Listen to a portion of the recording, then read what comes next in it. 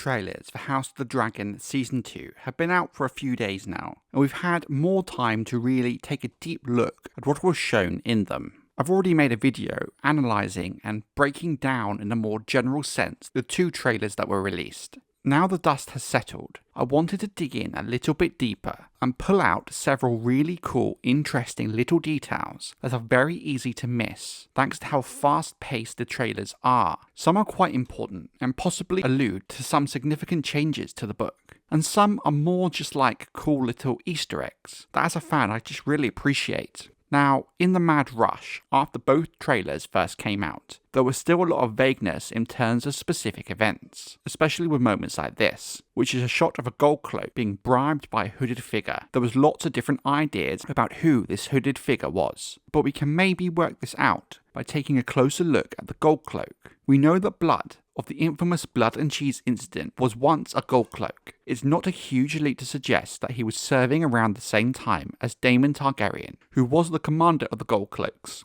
Therefore, the running theory at the moment is that this hooded figure is in fact Daemon Targaryen, who has travelled to King's Landing incognito to arrange the blood and cheese murder. While it's hard to clearly see the gold cloak in question, it does look very similar to the actor playing Blood, and it's not a huge leap to suggest that perhaps in the show, Blood is still a member of the gold cloaks, to speed up the exposition of the event somewhat. Now, Aegon's armour is a cool little detail, and a bit of speculation I first saw pointed out by Wakes the Dragon on Twitter, who has rightly pointed out the Valyrian Steel-like spirals in Aegon's armour. While as far as we know, House Targaryen has never possessed such armour in the books, they do exist in universe, as Euron Greyjoy possesses a set in the books. So it's not out of the realm of possibility that House Targaryen could have had some at one point in time. In the book, part of what makes Aegon's burns at Rook's Rest so bad was that parts of his armour began to melt into his skin.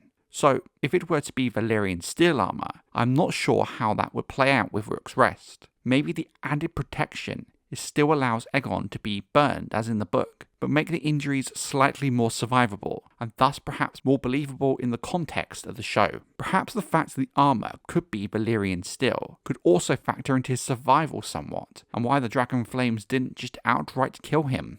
Here we have a shot of Rhaenyra and Syrax on a beach with some fishing boats. You can make out in the distance Storm's End. If you take a closer look at the beach, you can see a white sheet covering something. To me, this suggests that the fishermen have found what's left of Lucerys' body and have brought it to shore. In the book, we don't know if Rhaenyra ever went looking for Lucerys' body, but in the context of the show, it does make sense, and is the kind of thing that is needed to be added in to really flesh out the narrative, as at the end of the day, the show simply cannot work as a pure, straight-up adaptation of a history book. An added context is needed. I suspect Rhaenyra, looking for Luke, might make up most of her role in the first episode. Now, there has been some speculation since the first teaser trailer came out a few months ago that there would be some changes to the battle at Rook's Rest, namely that Baela Targaryen would be part of the battle in some capacity, be that actively fighting or perhaps just watching events unfold. This new trailer seems to have confirmed the speculation that at the very least Baela will be at the battle. If she will be fighting is still up for debate, but if you do take a closer look at exactly what Baela is wearing, you can see under her riding gear she is in fact wearing some chainmail. The question here is, why would you be wearing something like chainmail if a fight was not a possibility you were preparing to face? My personal theory right now with this is Baela will go to Rook's Rest with Rhaenys, not expecting the presence of Aegon and Aemond, thanks to the execution of Cole's plan to lure them in. Knowing they cannot beat Aemond and Aegon in a straight-up fight, Rhaenys sacrifices herself to save Baela and give her a chance to get away. What we could be seeing in the trailer is her reaction to her grandmother's death.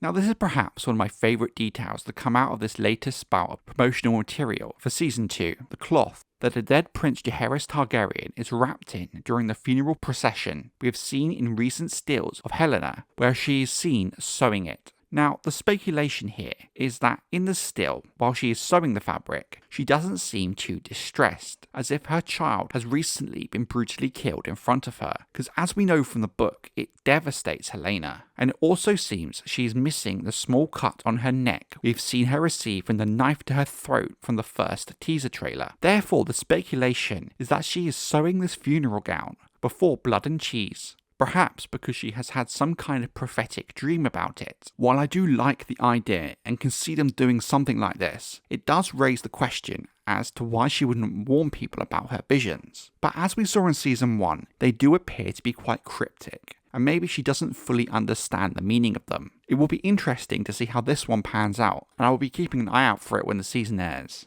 Now these final 4 I want to bring up are just cool little details and Easter eggs that caught my attention. The first is this shot of Corlys Velaryon. If you look really carefully, you can see his Hand of the King pin, with him playing this key role for the rest of the war. The same can be said with this shot of Criston Cole at the Battle of Rook's Rest. If you look around the collar of his armour, you can see a Hand of the King chain built into it. A really nice touch, and I was wondering how they were going to make his position as hand visible when he's in full armour, as the pin they use in the show versus the chain they typically use in the book definitely makes it harder to show on screen when a character is wearing armour. Next we have this shot of Jace on top of the wall, with whom we can now confirm is likely Cregan Stark. Why can we do that? Because if you look at the small part of the sword hilt on the back of Cregan, it matches with the show's version of Ice's hilt. Realistically, Cregan would be the only one wielding ice. Seeing ice in House of the Dragon is not something that I really considered, but now it seems blindingly obvious that they would include it.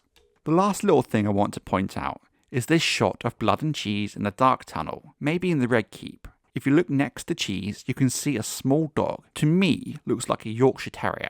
In the book, Cheese is a rat catcher, and traditionally in the real world, Yorkshire Terriers were known as rat-catching dogs, so it would make sense for Cheese to have one. It's funny because me and my girlfriend took on my grandmother's Yorkshire Terrier after she passed away, and when he gets things like socks, you can really see by the way they shake their heads why they were used to catch rats. Not particularly important detail for the plot, but one that made me laugh a bit, as my grandma's Yorkshire Terrier is the devil incarnate. Luckily, my golden retriever puppy has put him in his place a bit. Anyway, which one of these small details did you spot? And what do you think of some of the speculation and theories that have come out of the trailers? Have you guys spotted any other little hidden details? Let me know in the comments.